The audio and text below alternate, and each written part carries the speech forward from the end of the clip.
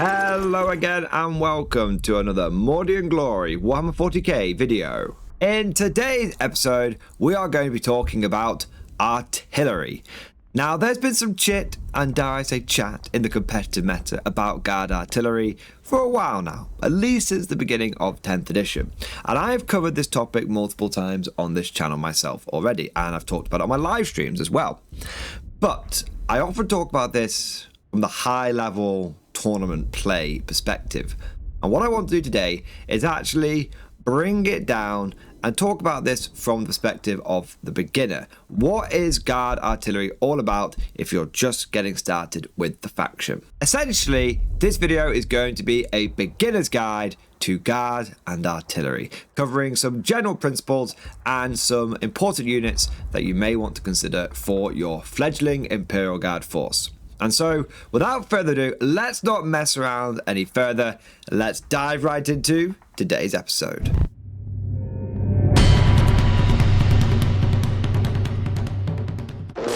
First question we need to ask and answer is, what is artillery? Because if you flick through the index, you won't see a category of unit called artillery. You'll see vehicle and you'll see infantry. So what is artillery? What are we referring to here? The defining feature of artillery is the special rule indirect fire.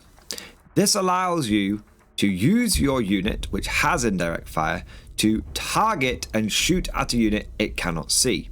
So, for example, we have a Leman Russ battle tank. That unit does not have indirect fire. So in order for it to be able to shoot an enemy unit, let's say there's a rhino across the board, in order to be able to shoot that rhino, the Leman Russ needs to be able to draw line of sight to it. And then when it can do, it can blaze away with all of its guns, no problems. But if it can't, let's say that rhino is hidden behind a particularly large piece of terrain, the Leman Russ can't see it, so the Leman Russ can't shoot it. But a basilisk, a very traditional artillery piece in the guard, has the indirect fire special rule on its main weapon, which means it can target units and shoot them even if it can't see them. So if you imagine that rhino is still hidden behind that big ruin, well, you can't see it with your basilisk, but you can still shoot the rhino thanks to the indirect fire special rule. Now, having indirect fire opens up a whole host of advantages on the battlefield. Firstly, it allows you to shoot units that your opponent probably doesn't want you to shoot. If you're setting up your game of 40k and your opponent's got a particularly high value target, something that he has hinged a lot of his battle plans around, and that he doesn't want it to take damage too early on, because if it gets weakened or destroyed, it might completely throw his game plan out of the window, well, artillery can just target that thing because they don't need to see it. So your opponents cannot hide from your indirect fire. But interestingly, those big Death Star units are not the typical target for your indirect fire. Sure, they can be sometimes, but what you normally want your artillery to go after is still a unit your opponent's trying to hide, but not because it's good, because it's fragile. A very common tactic that you see people employ, both casually and competitively, is to take a cheap unit that can sit on a home objective. Maybe it'll be 5 Space Marine Intercessors, maybe a unit of like 10 Gretchen, but something that can't survive any kind of firepower because it's so fragile. Something that is relatively low level in terms of its damage output and its durability, but it's very important to your opponent because it allows them to efficiently, for low points of investment, hold a primary objective, hold a backfield objective, which might score him points every single turn. These kind of units are perfect targets for your artillery, for your indirect fire, because their number one defensive tactic is to not be seen, and you don't care about that. You can blow them up, you can destroy them, remove those small units from backfield objectives, and that starts putting your opponent into a tricky position, because either he has to send another small unit over there to try and hold it efficiently, in which case, well, you saw what happened to the first one, or he has to put something significant and important on that back objective, which is going to take points away from his offensive, from his ability to push into the middle of the board and take those other objectives. But it's not just advantages on the offensive, on your damage output, that having indirect fire can bring. It also allows you to play more defensively with those units. If you look at a Basilisk profile, it's T9, 11 wounds, 3 up save. It's not that durable. It's more durable than an infantry unit, but you stack it up next to a Rogue or Dawn battle tank, and it becomes immediately obvious that the Basilisk is not an assault gun. It's not meant to be on the front lines. An enemy unit with good anti-tank will pop it and take it out in one blast of shooting. But there's no need for you to have it on the front line. There's no need for you to expose it to potentially devastating firepower, because it has indirect fire. It doesn't matter if there's one line of sight blocking ruin between you and the enemy, or if there's 20 ruins between you and the enemy. It doesn't make a difference. You can always target enemy units, even if you can't see them, thanks to indirect fire. So take that Basilisk, take that Manticore, and stick it behind some terrain where your opponent will not be able to see it, and suddenly it becomes a lot more durable. In fact, one of my favorite tricks that I like to do is take a couple of artillery pieces and I put them on my home objective, which in a lot of tournaments, on a lot of casual boards, should be not visible from the beginning of the game. There should be some terrain that's blocking line of sight to that. And I sit 2 durable, semi-durable, I should say, vehicles on my home objective, and then my opponent's got like 5 Marines on his objective, and it's like, oh, well, I can take your objective off you by blowing you up with my indirect fire, but you can't do the same back to me, because I've not got 5 infantry, I've not got a fragile unit sat on my home objective. I've got a vehicle. And sure, that vehicle can't stand up to a bunch of las cannons. That vehicle is more than likely able to survive a bit of counter battery fire from any indirect fire your opponent may have. Now, this leads me a little bit into a deeper dive, and I don't want to go too far down there because it's meant to be a beginner video, but you will notice as a new player that as guard, you have access to a lot of artillery. Our start collecting, or should I say our combat patrol, has got field arms battery in there, which can be built with bombast cannons, which are an artillery piece or an indirect fire option. So from the very beginning, we get indirect fire. A lot of other factions just don't have it, or if they do have it, it's very limited or it's very expensive. One of the biggest advantages that Guard has right now, just fundamentally as a faction, is we have a crap load of artillery and loads of different options to pick for if we want to do indirect fire. This often means that we can hide a lot of our damage dealing, a lot of our damage output behind terrain and make sure that the enemy can't see it. And we can keep shooting at the enemy whilst they are forced to come to us to come across the board because they can't hide, so they have to come forward. So we've covered what artillery is, some of its advantages, and even some ways that you can use it on the battlefield going after those fragile units. Now let's take a look at some examples of the different kinds of artillery. Now I want to make something abundantly clear here. These are my own definitions or terms that are commonly used in the community. These are not official keywords or anything like that you'll find in the index or in the core rules of 40k. With that said, our first category of artillery is light artillery. Examples of this include heavy weapon squads equipped with mortars and also the Wyvern. Now, this stuff is perfect for going after and destroying enemy infantry. Large broods of termagants, big mobs of orcs, platoons of traitor guard infantry. Your light artillery will be able to put good amounts of damage onto those units. It also tends to be a bit cheaper. A mortar heavy weapon team comes in at 60 points, and it's actually the least expensive indirect fire option we have in the index.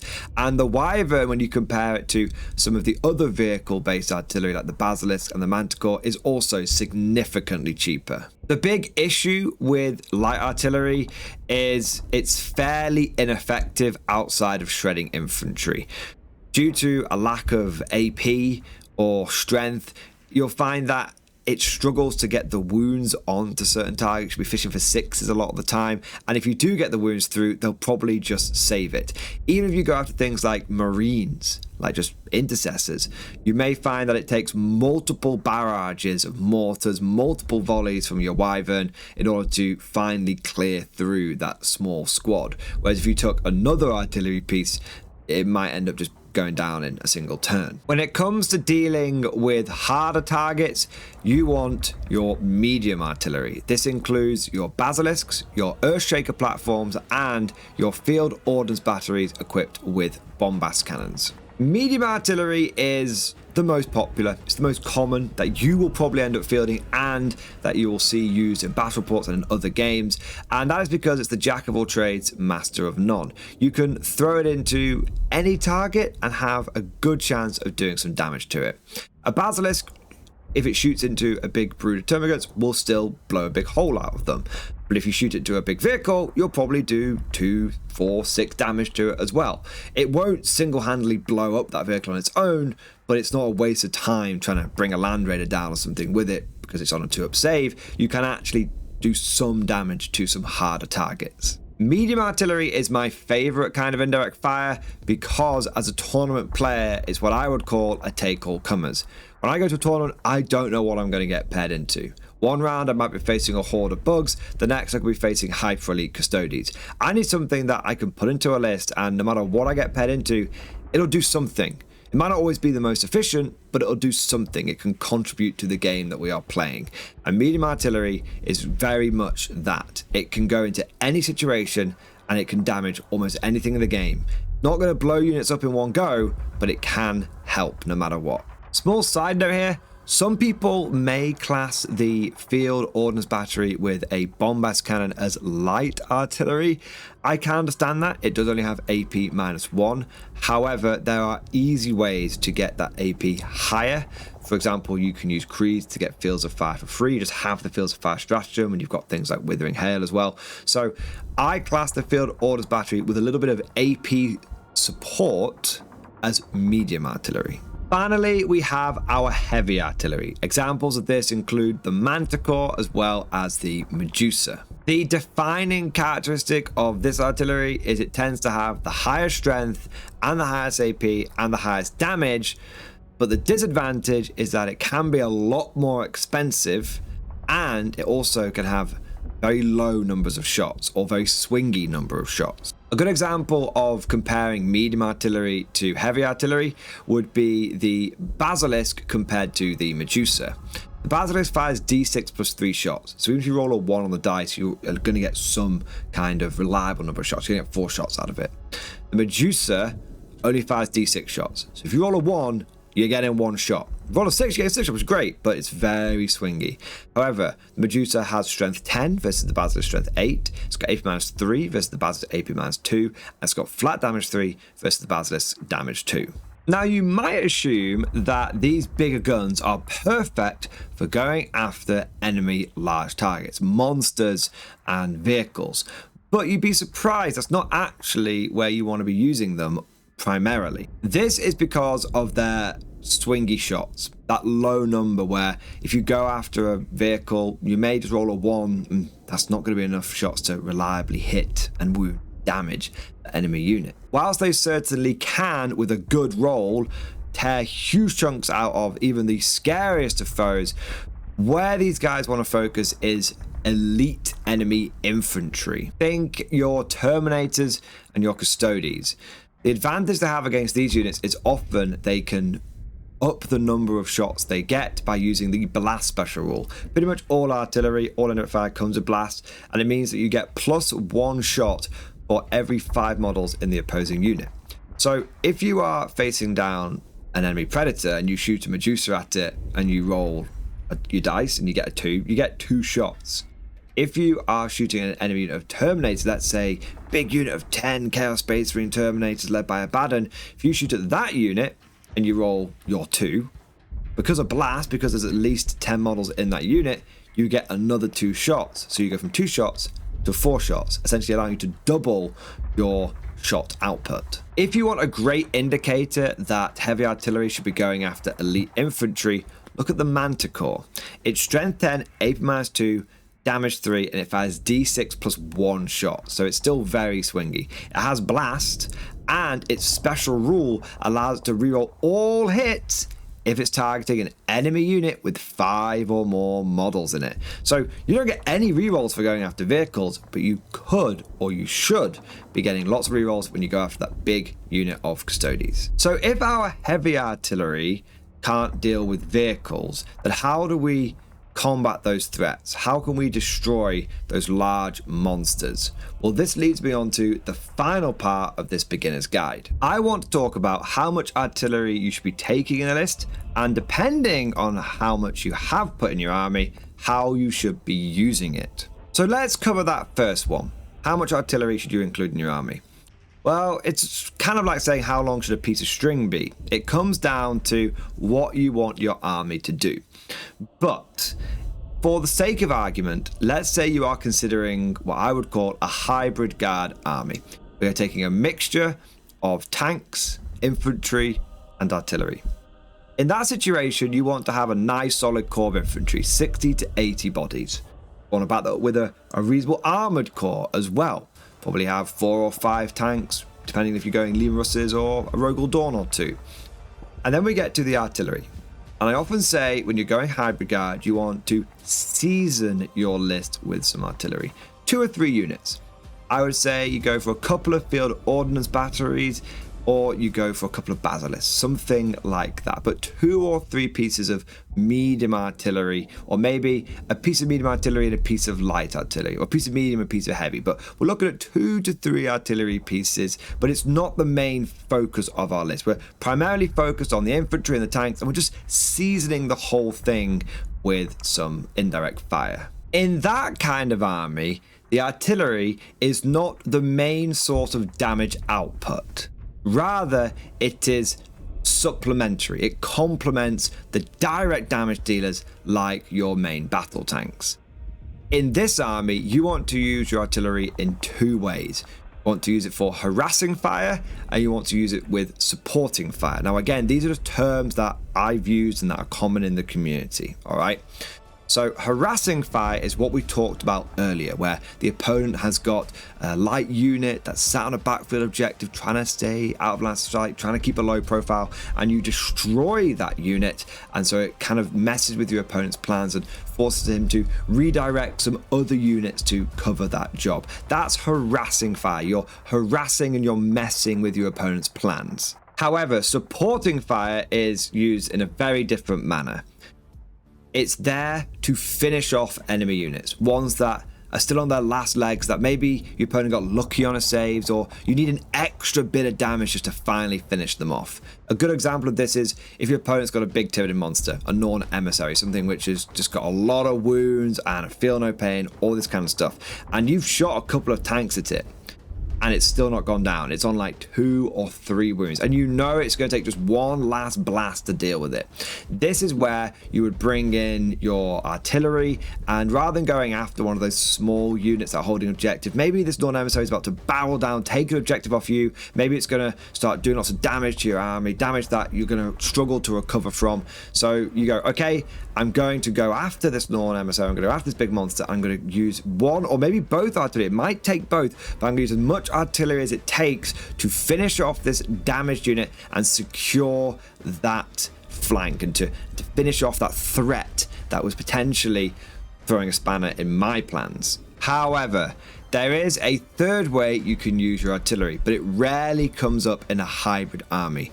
Rather, you would use this method if you are really focusing on artillery. If you're a Krieg enthusiast and you're like, I want to recreate World War I, I'm not going to have 2 artillery pieces, I'm going to have 4, 5, 6 artillery and support it with loads of infantry. This third technique, third method, is concentrated fire. This is where your artillery is your main source of damage output. This is where you don't have any or many tanks to really tear chunks out of those units, and your artillery finishes them off. Rather, your artillery gets the job done from start to finish. That big tank, it's going to be ground down by relentless bombardments. Now, concentrated fire can be very powerful when supported. It is possible, using things like scout sentinels and orders, to get your artillery to be very, very accurate indeed, allowing it to just do a huge amount of damage. In this scenario, what you tend to find is your artillery becomes the main damage output, and your other units become the supporting and the harassing fire. Let's say you've got a unit of Thunderwolf cavalry that's charging down your flank. You just put 3 basilisks into it. Suddenly there's like 1.5 Thunderwolves left. One's on full health, one's on like a wound. Or you've got an infantry platoon in front of that Thunderwolf cavalry. They finished the unit off. They weren't the primary damage dealers. They were the supporting fire in this scenario. Now, concentrated artillery and going really into this indirect fire style army can be immensely powerful. In fact, I'd be lying to you if I said it hasn't been a problem in 10th edition. There's been a lot of people in the community that have pushed continuously for guard artillery to be toned down, for indirect fire, for other factions to be removed or heavily nerfed, and Games Workshop by and large has been pushing the game in that direction. So artillery guard is good, but fundamentally it's a niche tactic, and so as a beginner you may not want to go down that route because you might end up buying this big artillery army, specializing in it, building and painting it, only for the meta to shift. It's one of those playstyles that comes in and out of fashion. One edition it's good, one edition it's bad, but when it's good it's amazing, but when it's bad it's almost unusable. But with all that said, I think that just about covers everything. But as always, this is just like my opinion, man. Let me know what you think down in the comment section below. Do you prefer medium or heavy artillery? And are you someone that just seasons your army with it? Or do you like to go heavy into the artillery? If you enjoyed this video or you found it particularly helpful as a beginner, then please smash that like button. It makes a huge difference and really boosts the video with the YouTube algorithm. Also, if you like this kind of content and you want to see more of it, subscribe to never miss an episode. Would you like to know more? If so, then please consider becoming a channel member or patron. By supporting the channel, not only will you be doing your part, but you'll also be helping me create more content for your viewing pleasure and unlocking a whole host of perks. You get everything from a badge next to your name, custom emojis, but the big one is access to the Mordian Glory Discord server, an online community with almost 2,500 active members. It's always popping off in the MG Discord. We've got channels for army lists, hobbying, tactics, stories, and even a pretty spicy meme section as well. For all you greenhorns that wanted to see the Mordian Glory Hole, today is your lucky day.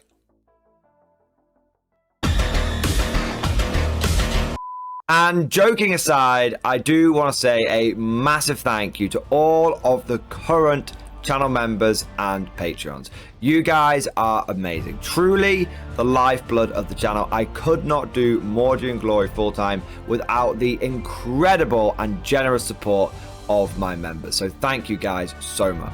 And last but certainly not least, I want to say a personal thank you to all of my top tier patrons. These are the War Masters, the people who have truly gone above and beyond the call of duty. So a heartfelt thank you to Alex Dengal, Bon Vert, Mad Larkin, Marcus Roberts, Mark Panconi, RJ Scorpion, Swordfish Trombone, Try Again Bragg, John Stubbs, Nick Walsh, Diesel Fox, and August Barney. Seriously guys, thank you from the bottom of my heart. Your support is incredible and it makes a huge difference. Thank you so much. That's all for now. Hope you've all enjoyed today's video, and of course, as always, see you guys next time.